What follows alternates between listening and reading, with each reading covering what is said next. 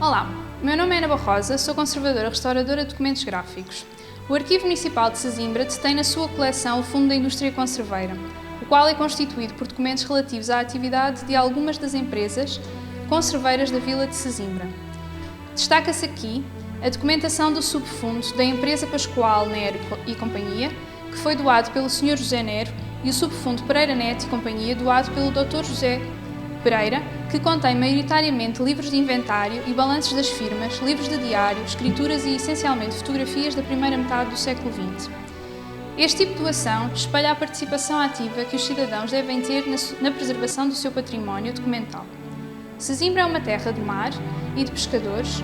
O peixe teve aqui sempre especial importância, passando a ter uma utilização industrial com o desenvolvimento da indústria conserveira no século XIX. Neste período, descobre-se o processo de apertização, que é uma tecnologia de conserva que aplica calor a alimentos acondicionados em embalagens herméticas e que são, por isso, resistentes a altas temperaturas, de modo a estes atingirem a esterilização comercial, processo mais tarde melhorado por Pasteur. A indústria conserveira foi fortemente impulsionada pelas Primeira e Segunda Guerra Mundiais, período durante os quais Portugal exportou conservas para diversos países europeus. Pode assim dizer-se que esta foi uma indústria subsidiária da indústria de guerra, ao produzir alimentos nutritivos, fáceis de transportar, que podiam ser armazenados por longos períodos de tempo e que eram relativamente económicos. O peixe mais utilizado era a sardinha, por ser fácil de embalar e ser abundante na costa portuguesa, correspondendo a 95% da produção. No entanto, utilizavam-se outros peixes, dos quais são exemplo o atum, a cachorreta, a albacora, o carapau, o chicharro e a cavala. Em Sesimbra, as primeiras fábricas surgem na transição do século XIX para o XX. São exemplo destas a Fábrica da Companhia Nacional de Conservas, a Fábrica Osil, de F. de Lori e a Fábrica de Sopiquet. Uma das fábricas de maior importância na Vila de Sesimbra foi a Nero e Companhia, fundada em 1912. Esta fábrica era conhecida como a Persistente, a Fábrica do Burro ou a Fábrica do Nero. Outra fábrica de destaque é a Pereira Neto e Companhia, fundada em 1916 e conhecida como a Fábrica de Conservas Primorosa ou Fábrica da Caveira. O trabalho nesta indústria, em Sesimbra, era sazonal, só se realizando quando existia pescado disponível. Apesar de existir um horário de trabalho, os funcionários deveriam responder ao toque da sirene que ecoava na fábrica e era escutado na vila. Este informava-os da chegada de peixe à fábrica, devendo, independentemente do horário, retornar e seguirem o seu turno até terminarem de enlatar todo o pescado. O processo de criação de conservas de peixe começava com a recepção na fábrica, onde o peixe era trabalhado em cru. Era descabeçado, alvo de remoção de vísceras e lavado. Depois ia para tanques de salga num processo designado por salmonar. A isto seguia-se a cozedura, a vapor ou fritura, colocando-se o peixe em tabuleiros.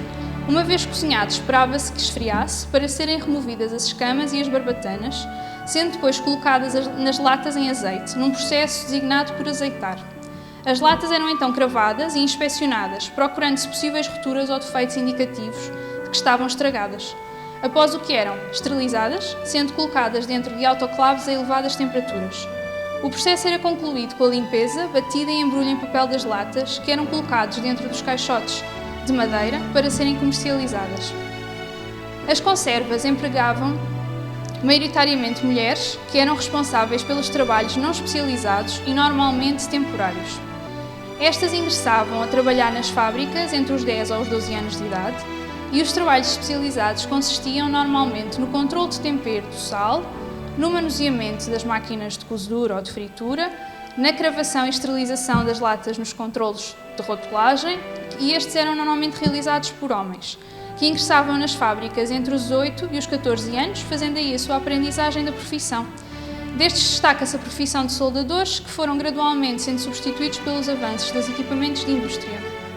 Existia uma grande diferença salarial entre homens e mulheres, estando os trabalhos de um vedados a outros. Muitas vezes as condições de trabalho não eram ideais, sendo a aquisição de equipamentos e fardamento de proteção da responsabilidade dos funcionários.